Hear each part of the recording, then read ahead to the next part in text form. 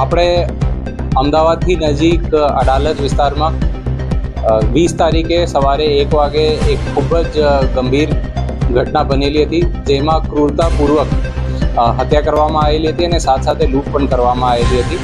એમાં જે મુખ્ય આરોપી હતા વિમલ ઉર્ફે વિપુલ ઉર્ફે નીલ પરમાર, તેમને પકડવા માટે માનનીય ડીજીપી સાહેબ, માનનીય સીપી સાહેબ, જેસીપી સાહેબ દ્વારા સૂચનાઓ આપવામાં આવેલ હતી.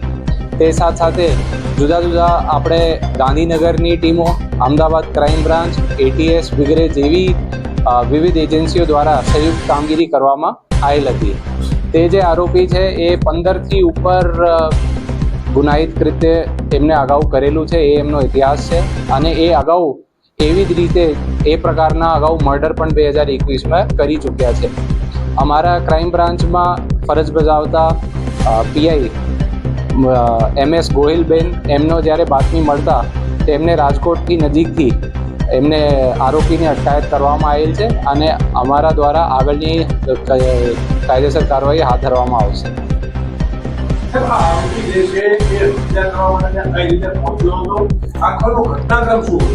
એ અગાઉના જે આરોપી છે એ થોડું એમની માનસિક વિકૃતતા અમારે સામે આવી છે. અત્યારે પૂછપરછ એમની ચાલુ છે.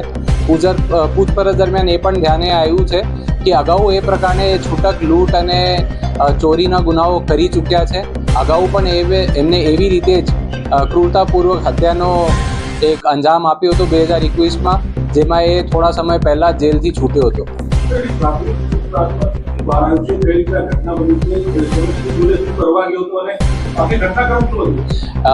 એમની પ્રાથમિક પૂછપરછમાં સામે એવી રીતે આવ્યું છે કે એ વિસ્તારમાં ફરતો હતો. એમને લાગ્યું કે ભાઈ ત્યાં એક ગાડી છે અને એ ગાડીનો લૂંટી શકાય અને અંદરના લોકો કોઈ સાહેદ બાકી નહીં રહે, તો એમને લૂંટ કરવાના ઈરાદા એમને હત્યા કરી દીધી. એમાં મોબાઈલ ફોન, ગાડી, કેશ વગેરે છે જે FIRમાં સામેલ છે. એ તમામ મીડિયાના મિત્રો સાથે શેર કરવામાં આવશે. એ આરોપી હત્યા કર્યા પછી જુદા જુદા વિસ્તારોમાં ફરતો હતો અને એમનો ખબર પડી ગઈ હતી મીડિયાના મારફતે કે ભાઈ એ બહુ ચકચારી બનાવ બની ગયું છે અને તમામ પોલીસની યુનિટો દ્વારા તમામ પ્રકારની મહેનત કરવામાં આવી રહી છે. તો એ ઈરાદાપૂર્વક એ છુપાવતો હતો.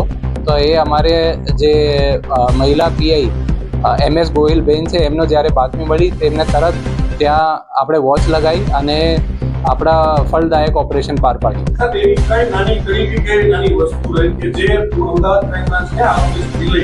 ને અમારા જે બેન છે અને અમારા ક્રાઇમ બ્રાન્ચના જે જુદા જુદા બાતમીદારો છે, એમના થકી અમે અમુક બાતમી મળી હતી અને એ બાતમીના આધારે આપણે ગુના શોધ્યો છે.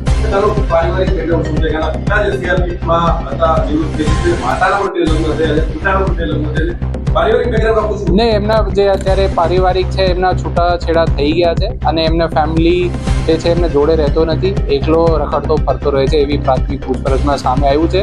વિગતવાર આપશ્રીનો બધાનો જણાવવામાં આવશે.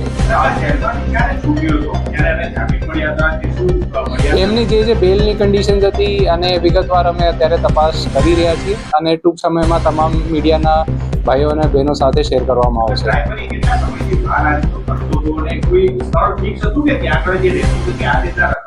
એમના જે આપણે પૂર્વ ઇતિહાસની ચકાસણી કરી એમના ગુનાહિત કૃત્યોની, તો તમામ એવા પ્રકારનો જગ્યાઓ એમને શોધી હતી જ્યાં અવારજવાર ઓછી હોય અથવા એમનો લાગે કે ભાઈ તક મળીને ભાગી શકાય એવા એ વિસ્તાર નક્કી કરતા હતા.